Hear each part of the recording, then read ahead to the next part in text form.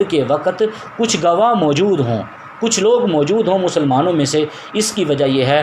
دو وجوہات ہیں۔ ایک تو یہ ہے کہ جب حد جاری ہوگی تو وہ سب دیکھیں گے کہ اس کے اوپر حد جاری ہو رہی ہے، تو وہ خود اس کام سے باز آ جائیں گے، کیونکہ یہ ایسا برا فعل ہے زنا کا، یہ اکبر الکبائر ہے، یہ بہت بڑا گناہ ہے، اور اس سے ہی انسان کی زندگی میں، انسان کے اخلاق میں، انسان کی عادات میں فساد برپا ہوتا ہے۔ اللہ تبارک و تعالیٰ نے فرمایا کہ وَلْيَشْهَدْ عَذَابَهُمَا طَائِفَةٌ مِّنَ الْمُؤْمِنِينَ، اور جب ان کو یہ درے لگ رہے ہوں تو مسلمانوں کی ایک جماعت ان کو دیکھ رہی ہو۔ ایک وجہ تو یہ ہے کہ جب وہ دیکھیں تو وہ نصیحت پکڑیں اور دوسروں کو بتائیں کہ اس قبیح فعل سے، اس برے فعل سے باز آ جاؤ۔ یا دوسری وجہ یہ ہے کہ یہ بھی ہو سکتا ہے کہ ان کے لیے ان کی تکلیف کو دیکھ کے استغفار کیا جائے، ان کی تکلیف کو دیکھ کے ان کے لیے انسان دعا کر دیتا ہے کہ اللہ ان پہ رحم فرمائے، اللہ ان کی مغفرت فرمائے، تو اس وجہ سے فرمایا کہ وَلْيَشْهَدْ عَذَابَهُمَا طَائِفَةٌ مِّنَ الْمُؤْمِنِينَ۔ اگلی آیت مبارکہ الزانی لا ينکح الا زانیۃ او مشرکہ۔ پہلے بدکار عورت کا بیان کیا کہ الزانی بدکار عورت، لا ينکح الا زانیۃ او مشرکہ،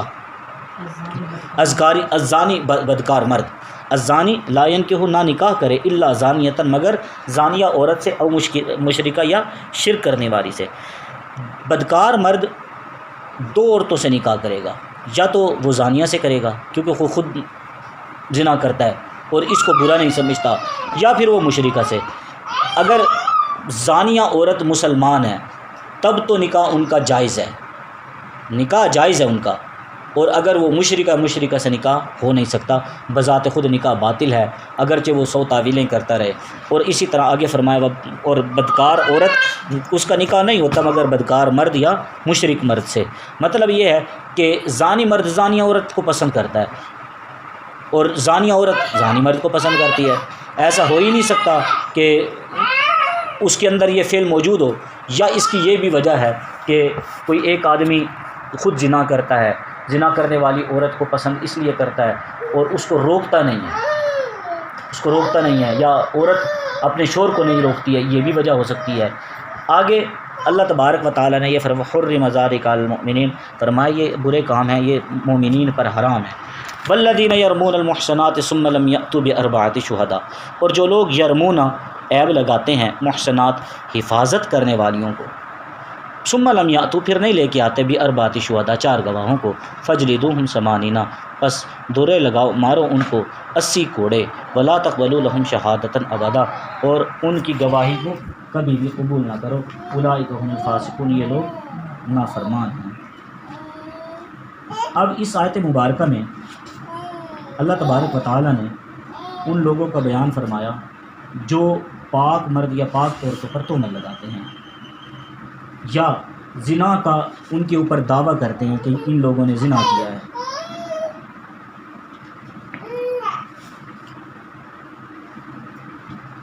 اس میں بڑی پیاری اللہ تبارک و تعالیٰ نے تفصیل بیان فرمائی ہے، اور بڑا اللہ نے پردہ رکھا ہے۔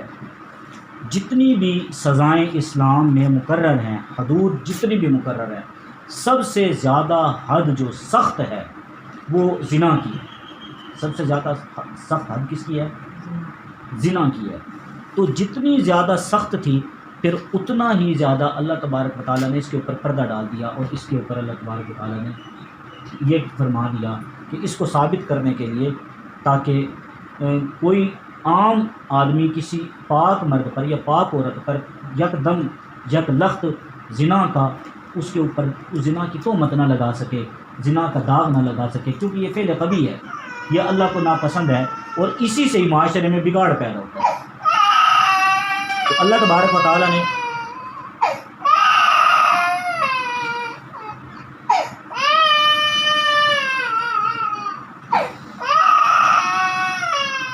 شریعت اسلام نے دوسرے سب جرائم سے زیادہ سخت اس کی رکھی ہے، اس لیے نصاب کیا بنایا؟ 4 گواہ، کہ 4 گواہ اور سارے کے سارے گواہ مرد ہوں اور عادل ہوں، مرد بھی ہوں اور عادل بھی ہوں۔ اگر کوئی کسی پر تہمت صریح زنا کی لگائے تو اس تہمت لگانے کو بھی شدید جرم قرار دے دیا۔ یہ جو تہمت لگانا ہے اس کو بھی شدید جرم قرار دیا ہے کہ کہ اس کی حد 80 کوڑے مقرر کی ہے، جس کا لازمی اثر یہ ہوگا کہ کوئی شخص بھی کسی پہ الزام تو نہیں لگائے گا نا، اگر کہ ہاں ایک آدمی زنا میں مرتکب ہو رہا ہے، یکدم 4 آدمی اس کے اوپر آ گئے، چاروں نے گواہی دے دی، اب ان کے اوپر حد لگ جائے گی، زنا کی حد ان کے اوپر لگے گی۔ اگر کوئی ایک ہی آدمی ہے اور اس نے اپنی آنکھ سے دیکھا ہے، دیکھ لیا ہے، اب بھی وہ ان کو نہیں کہے گا، وہ جا کے قاضی کی عدالت میں نہیں کہہ سکتا کہ انہوں نے زنا کیا۔ اگر قاضی کی عدالت میں جا کے وہ یہ کہہ دے گا کہ انہوں نے زنا کیا، قاضی کہے گا 4 گواہ لاؤ، وہ 4 گواہ لائے گا نہیں، 4 گواہ نہیں لائے گا، اس کی وجہ سے اب اس کی خیر نہیں ہے جس نے کہا ہے کہ اس نے انہوں نے زنا کیا۔ اب اس کو قاضی 80 کوڑے لگوائے گا، قاضی اس کو کہ اس نے کیوں کہا ہے کہ انہوں نے زنا کیا۔ اب بہتر یہ ہے، اسلام بھی یہی کہہ رہا ہے کہ اگر آپ ایک آدھ آدمی نے دیکھ لیا تو اب اس کے اوپر پردہ ڈال دیا جائے، اس کے اوپر، ہاں یہ اللہ تعالیٰ کا کے سامنے معاملہ ہے تو وہ جانے، اللہ جانے۔ اب سزا کا مستحق تو وہ اس وقت ہوگا جب اس کے اوپر 4 گواہ ہوں گے، جب تک 4 گواہ نہیں ہیں وہ سزا کا مستحق نہیں ہے، اور سزا کا مستحق نہیں ہے تو لہٰذا وہ ایک آدمی قاضی کی عدالت میں جا کے گواہی دینے کی ضرورت نہیں کرے گا، کیونکہ اس کو پتہ چل جائے گا کہ اگر میری گواہی ثابت نہ ہوئی تو مجھے ایسی کوڑے لگیں گے۔ اچھا اب یہاں پہ ایک شبہ ہے، شبہ یہ ہے کہ واقعی میں حقیقت میں کسی ایک آدمی نے دیکھا کہ، شبہ یہ ہے ایک آدمی نے دیکھ لیا کہ یار یہ دونوں غیر محرم ہیں اور دونوں جو ہے غیر شرعی حالت میں پڑے ہیں، اور یا غیر شرعی حالت میں بیٹھے ہیں، یا غیر شرعی یا ایسی گفتگو کر رہے ہیں جو اچھی نہیں ہے، نازیبا گفتگو ہے ان کی، ایک آدمی نے دیکھ لیا۔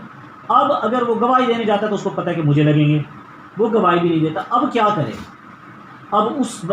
آدمی کو چاہیے وہ یہ نہ کہے کہ وہ زنا کر رہے تھے، وہ جا کے یہ کہے کہ میں نے ان کو غیر شرعی حالت میں دیکھا، اگر جس نے ان کو زنا کرتے ہوئے دیکھا وہ یہ جا کے کہہ سکتا ہے کہ میں نے ان کو غیر شرعی حالت میں دیکھا ہے، اور غیر شرعی حالت میں اب قاضی کے اوپر ہے، وہ جو فیصلہ کرنے والا مسلمانوں کا جو جج ہے، وہ جو دیندار عالم دین ہے، اس کو چاہیے کہ اب وہ قاضی ان کے اوپر حد لگا دے، وہ 10 کوڑے لگوا دے، ان کو 5 لگوا دے، 4 لگوا دے، 20 لگوا دے، تو یعنی کوئی کچھ نہ کچھ وہ ان کو تھوڑی سی سزا دے، تاکہ یہ چیز، یہ جرم تو ثابت ہو جائے گا نا۔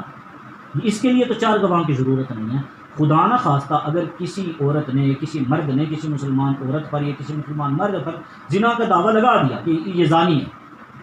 اب وہ 4 گواہ نہیں لے کے آتے، قرآن نے کہا ہے وَلَا تَقْبَلُوا لَهُمْ شَهَادَةً أَبَدًا، کیا فرمایا؟ وَلَا تَقْبَلُوا لَهُمْ شَهَادَةً أَبَدًا، کہ کبھی بھی ان کی گواہی قبول نہ کرو، یعنی کہ کسی بات میں وہ گواہ بنے نا، اسلام کہہ رہا ہے کہ ان کی گواہی قبول نہیں، یہ جھوٹے ہیں، ان کو سائڈ پہ کرو۔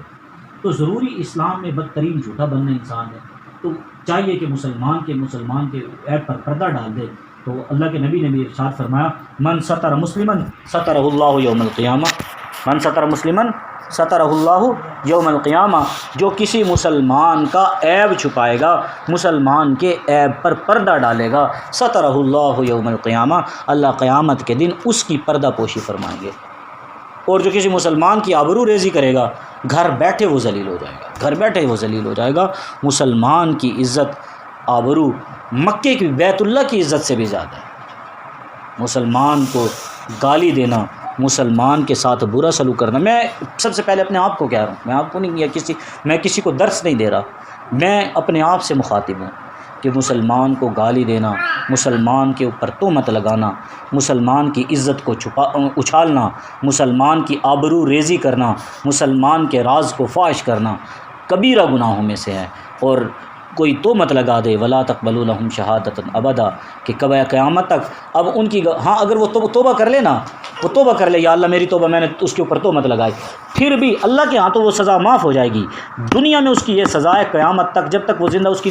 قبول نہیں ہوگی، گواہی اس کی قبول نہیں ہے۔ اور آگے اللہ نے فرمایا وَأُولَٰئِكَ هُمُ الْفَاسِقُونَ، یہ کن لوگوں میں شمار ہو جائے گا؟ یہ لوگ نافرمان ہو جائیں گے، یہ اللہ کے نافرمان ہیں۔ اللہ پاک سے دعا ہے اللہ ہمیں پاک دامن رکھے، اور اللہ ہمیں قرآن پر عمل کرنے کی توفیق نصیب فرما دے، ہمیں، ہماری اولاد کو، ہمارے رشتہ داروں کو، دوست احباب کو، ہمارے علاقے والوں کو، پوری دنیا کو اللہ تبارک و تعالی اس درس کا فیض پوری دنیا تک عام فرمائے۔ وآخر دعوانا الحمدللہ رب العالمین۔